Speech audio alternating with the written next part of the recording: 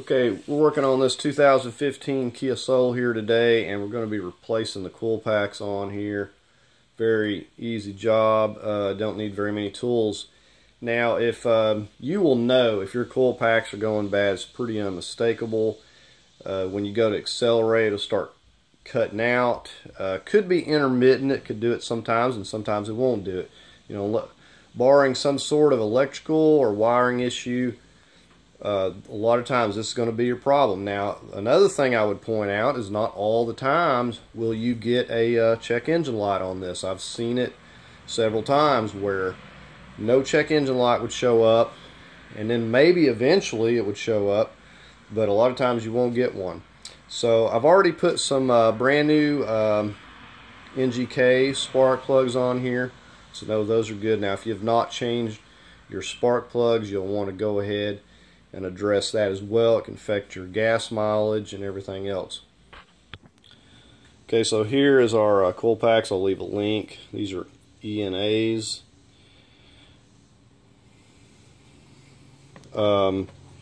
If they don't send you some of this, like bulb dielectric grease, you'll want to get yourself some of that. I can leave a link.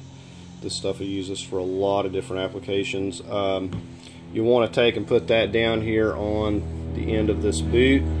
I can't tell you how many times I have had one of these rip off and tear up a coil pack because of that and get stuck. So you're going to need a 10 millimeter, any 10 millimeter, get the job done. Okay, so we got the hood up. First thing, we're just going to pop this cover off. You want to grasp and pull on this really firm,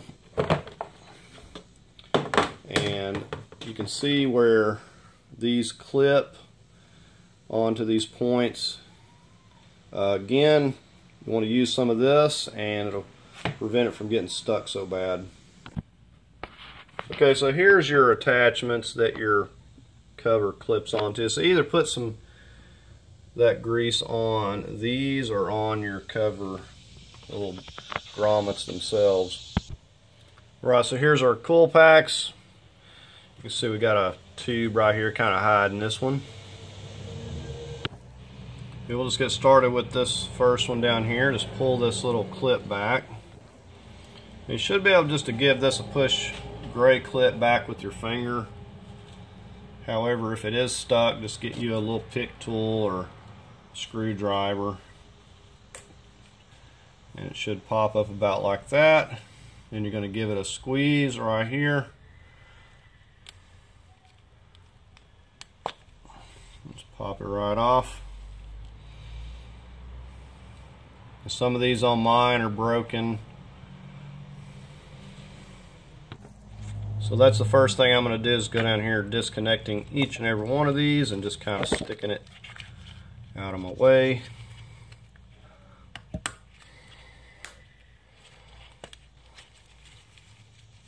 And we got the one on the very end over here that you can't see, and it actually is stuck a little bit. Okay, so here we are over here by our high pressure pump, and I've got this little pick tool. So this works good for those that try to stick, and that one was pretty stuck there.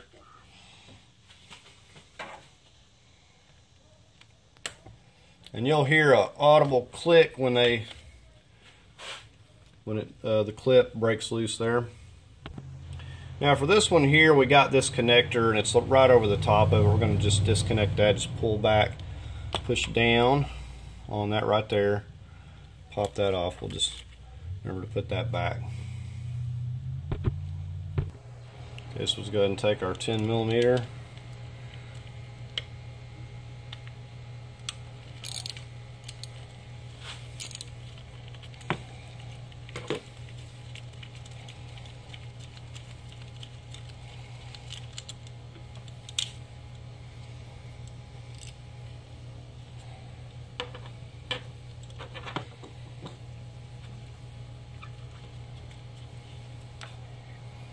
And there's our first one.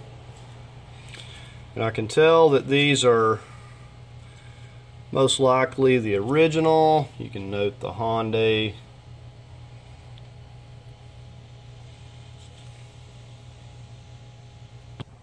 Alright, we'll go ahead and get these other three now. These will be snug. It's really no sense in them being that tight, but they are.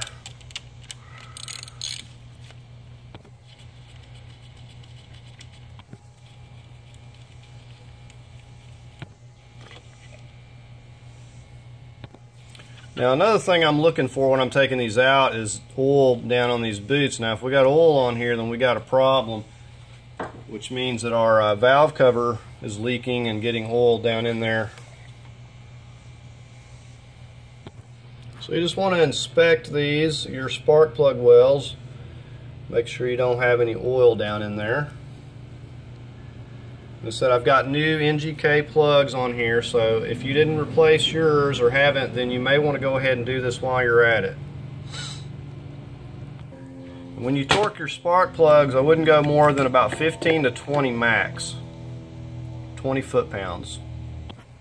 And when you change these, go ahead and spend a little bit of extra money and get the good iridium. These are going to last you like 100,000 miles.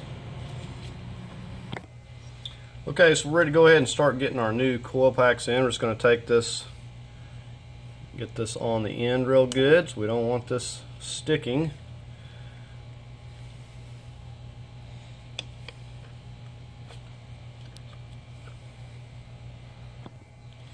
Again, make sure you have your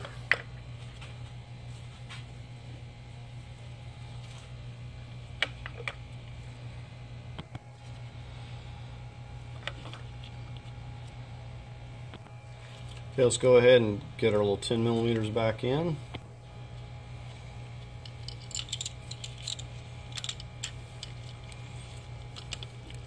I wouldn't torque these more than about 50 inch-pounds. I'm just going to be snugging it up with my little 1/4 inch ratchet a little bit here.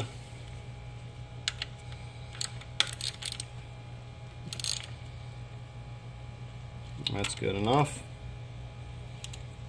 Now let's go ahead and get our coil pack connected. We got the gray connector back.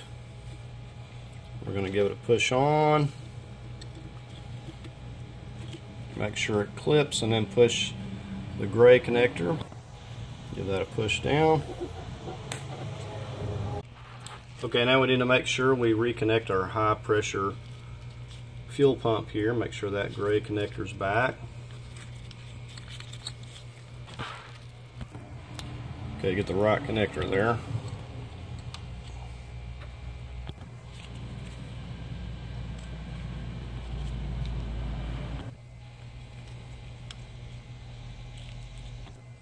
Now you'll note these new ones try to push up, and that's because you got a new spring, so you have to kind of push it down and get the bolt started there.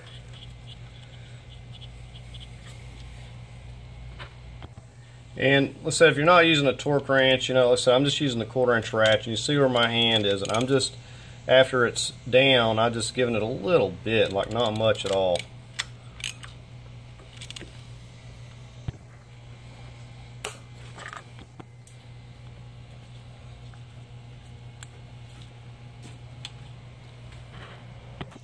Okay, those are good. We're going to go ahead and get our grommets lined back up.